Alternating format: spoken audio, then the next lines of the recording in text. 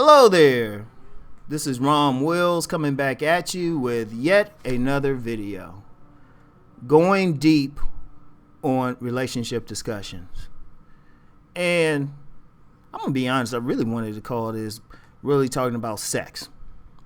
But YouTube tends to be a little squeamish if you even put sex in the title. So I was just like, you know what, I don't feel like being bothered with this. And, you know, part of that's the problem. See, one thing I'm peeping out here, right? And it's kind of a frustration. It's a frustration for me. It's a frustration for other, I'll call them life coaches who deal with the sexual arts, such as sacred sexuality and also tantra. A lot of times we want to discuss the social aspect of relating. You know, we want to discuss the dating and meeting people and, you know, the marriage and, you know, actually being in the relationship. But I've noticed from women and surprisingly from many men, nobody wants to discuss the real sexual issues going on. Now I'm saying this recently because even with, I'm peeping that like the videos I've done talking about the imprint, you know, a lot of people aren't checking them out. You know, I was like, that's interesting.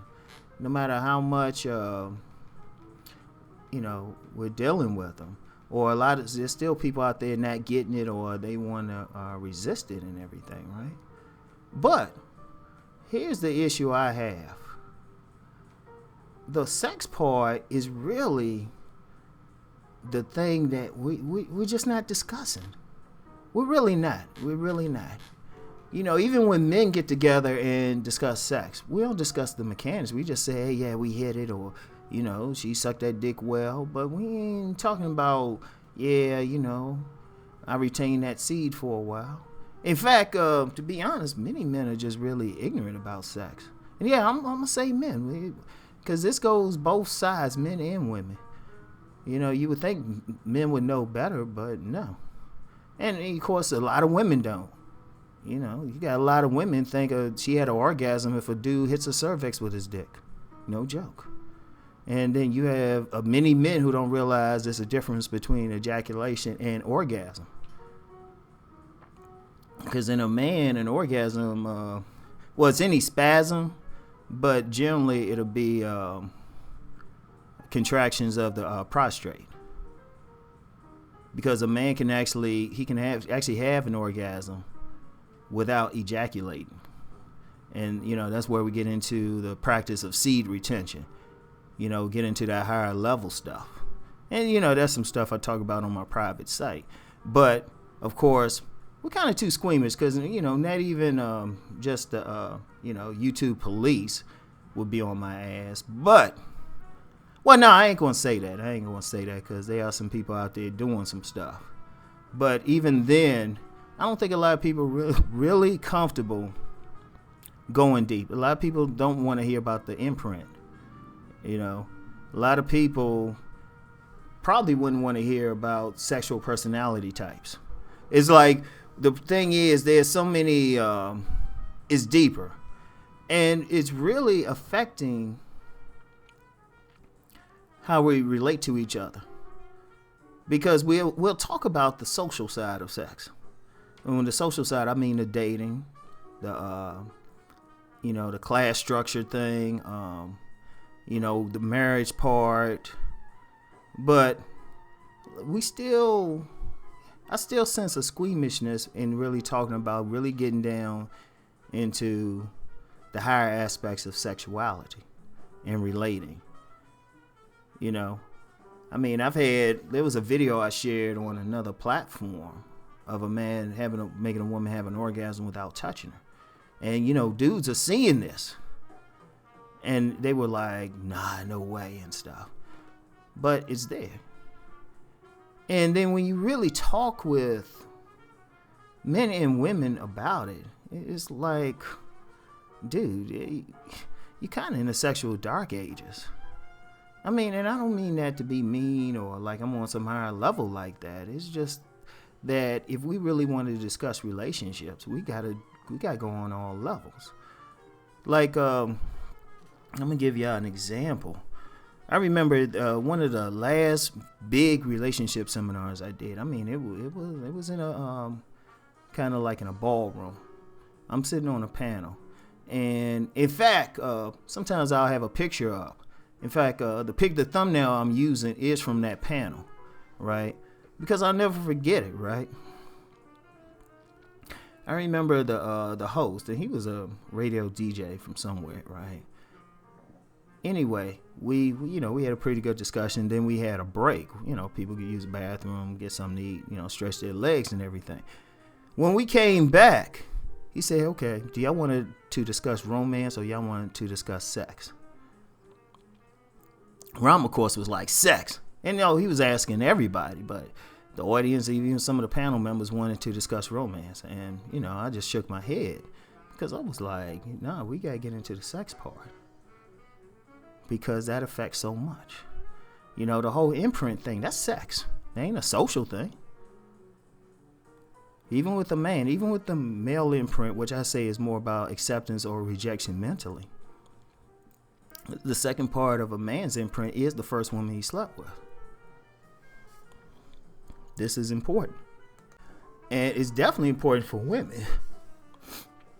Like I said in a couple of videos, many men are dealing with the woman's imprint, even if the imprint is not even physically present. Because even with that imprint, it's like I told this dude one time, right? I said, women really don't leave men. And he said, nah, they do it all the time. I say, no. I understand where you're coming from, but you're not getting what I'm saying. They might leave that man physically.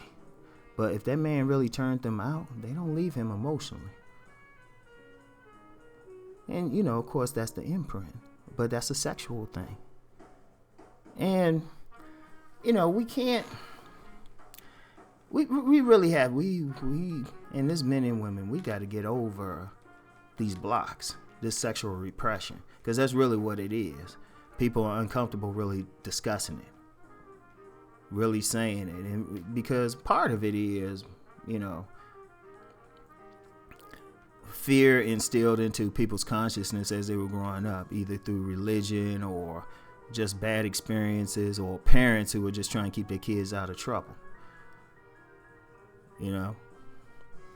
Because and because of that fear, that fear doesn't go away. It stays with people. It affects people sexually.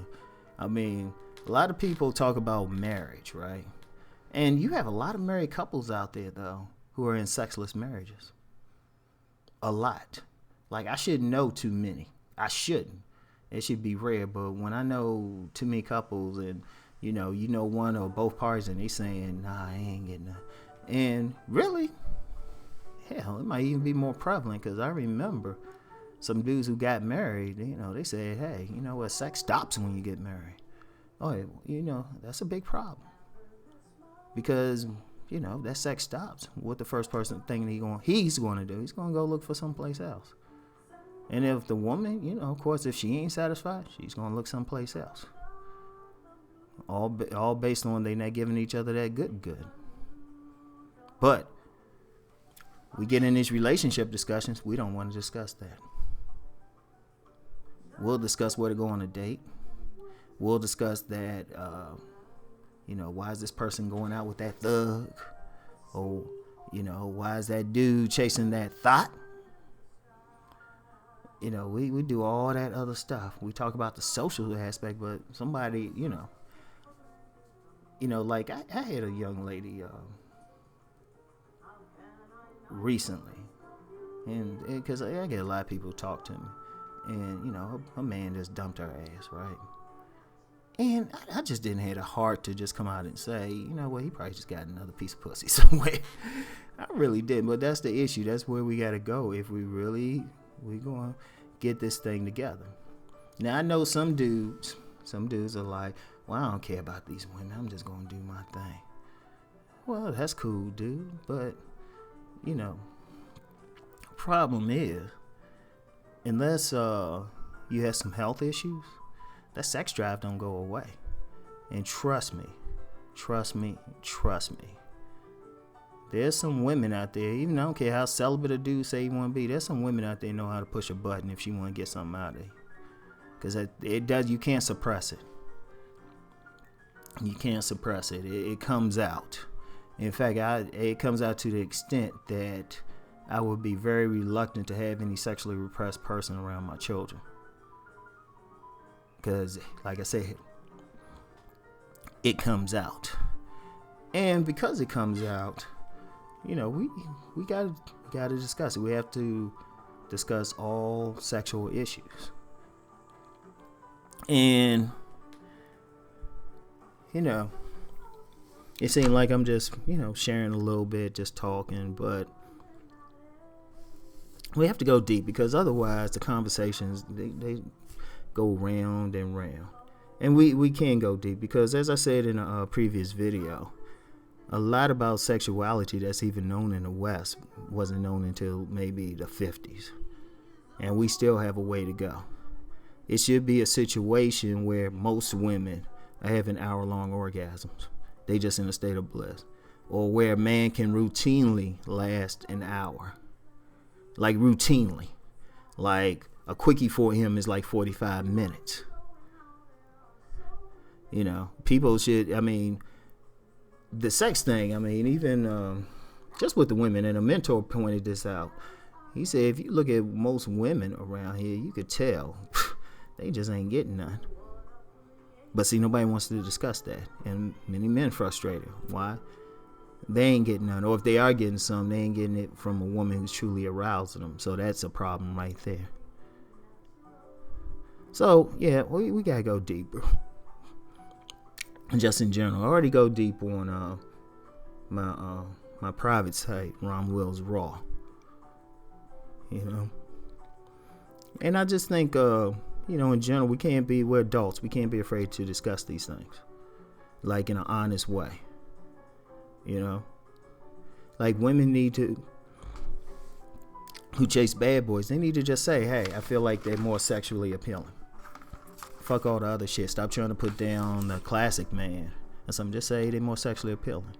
And for guys who chase thoughts, just say, you know what? She can back that thing up. Now, people ain't gonna like it. It's not politically correct. But shoot, it's a start. So, anyway, yo. That's it for today. I'll talk to y'all later. Peace.